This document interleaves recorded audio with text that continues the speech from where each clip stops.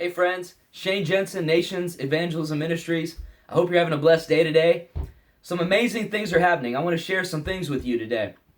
Well, last night there was a few of us that gathered together for a prayer meeting. We want to start having a prayer meeting that we can call upon God, that He would move in our midst, that He would save souls, that He would help us to grow closer to Him. And it was a good prayer meeting last night. There was a few of us. It was me and my wife, another sister, and another brother. And one other brother, he couldn't make it. He had to work. But, the thing is, we're going to continue to do this. Something crazy. This is almost kind of funny. But in the prayer meeting, it was crazy. There was actually a praying mantis that was walking on the carpet. Have you ever seen a praying mantis at a prayer meeting? Now, I can say I've been to some prayer meetings, but that was a first for me. So, some amazing, weird things going on, too. But I also want to share something today. I went out today and I went and preached at an abortion clinic. Or it's just a nice way for saying a baby murder factory. It's amazing how with sin, that people want to cover it over. They want to try to put another term where it sounds less offensive. But sin is horrible. Sin is an offense. And no matter how you look at it, no matter what kind of glamorous term you want to put over it, it is still wicked. Now, I had it filmed, but, me and my expert camera ability, I didn't even get it recorded. So I'm sorry I don't have that to show to you. But, next time, hopefully, I'll figure things out and make sure that it's actually recording. But the main thing is that the gospel was preached. Now, there was some other brothers and sisters there. Thank God. There's other people out there that are witnessing. They have even an ultrasound van there that the women can go over there. And they're trying to talk to them. They're trying to get a hold of them, to ask to pray with them, to talk to them about their baby and talk to them about their life. And I heard some of the testimonies, and it was amazing. There are some that are dedicated to going there many times. One pastor, he's been going there for 5 years. And there's been countless testimonies of women that saved their babies. And also they gave their life to the Lord. And, it's a great ministry that these people are reaching out there. I was thankful to be out there and be able to preach to some of the people and some of the workers at those clinics that are allowing this barbaric thing to be done that shouldn't be done in any society. It's one of the most horrible things known to man, the murder of the innocent babies. But the gospel did go forth. I pray that those women's hearts will be touched. I pray that they'll repent. I pray that many of the workers there, that they'll find something else to do. Find something productive. Find something that's going to make a difference and help people rather than hurt these women. Many of these women, they'll never be able to have children again after an abortion. And they're going to have to live with the guilt and shame and regret and even torment of a life that they have allowed to be ripped from their womb, murdered. So I just want to share that with you as well to, support those people that are on the front lines there. And maybe you feel led to stand in the way and offer a ray of help to someone, that they can know that there is someone that they can talk to, that someone can lead them to the truth in Jesus. I also want to share something else. You notice I have that picture back there. That is Sergeant Anthony Brooks of the Nashville Police Department. Back in last December, right after Christmas, I was down preaching downtown Nashville, and he came over, and he claimed to be a pastor.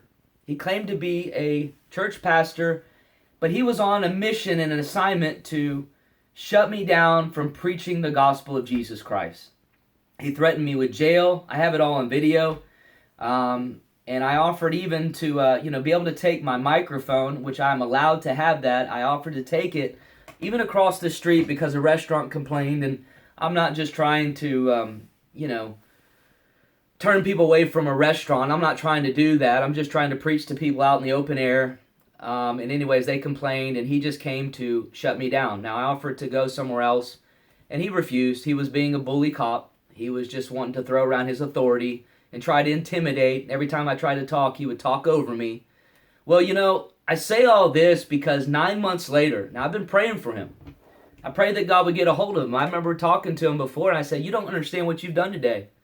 You have restricted the preaching of the truth of the gospel to people that can help them. He didn't feel like he did that. He felt like he was just doing his job. That his job was to just get someone move along. They have a complaint. He just wants to get rid of it. But he silenced the gospel that day. And I told him that day, I said, maybe I should call this video, apostate cop. It was such a horrible thing. But, lo and behold, God works in mysterious ways. I've been praying for him. And literally, today I went to a Potbelly sandwich place because I love Potbelly sandwiches. And I went over there, and I don't go there all the time. Maybe, once every month or two. I come in there, and I'm sitting down outside, and lo and behold, who walks up? But Sergeant Anthony Brooks back there. Well, as he was walking out, I was trying to make sure it was him. I couldn't quite remember his name. I was on the tip of my tongue, but I saw his tag, and I said, Officer Brooks. He said, yes. And I said, Officer Brooks, do you remember me? He's like, you'll have to help me. I talked to a lot of people. Well, I said, one day I was out preaching, and you stopped me from preaching the gospel. And it triggered his memory pretty quick. I'm sure he doesn't do that all the time.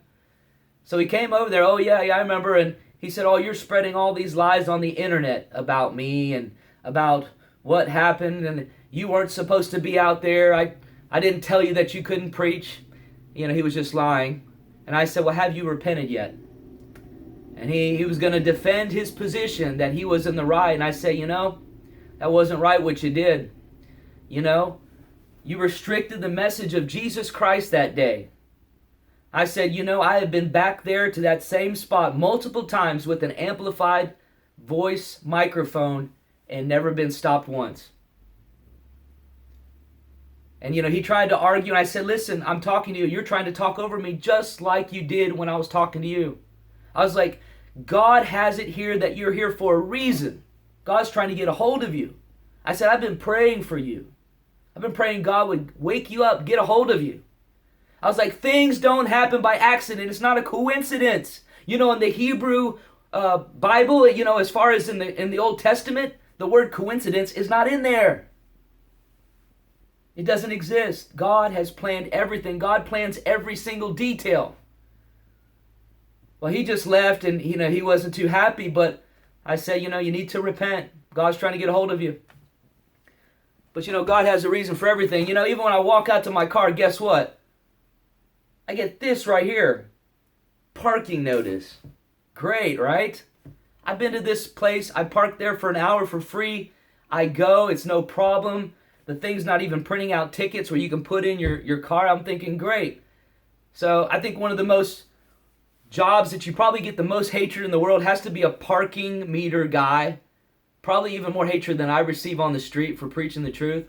Well, I found the guy, and I just wanted to explain to him. I just said, hey, man, I just went in there to go get a sandwich for about 20 minutes. I was like, it's not even printing out tickets.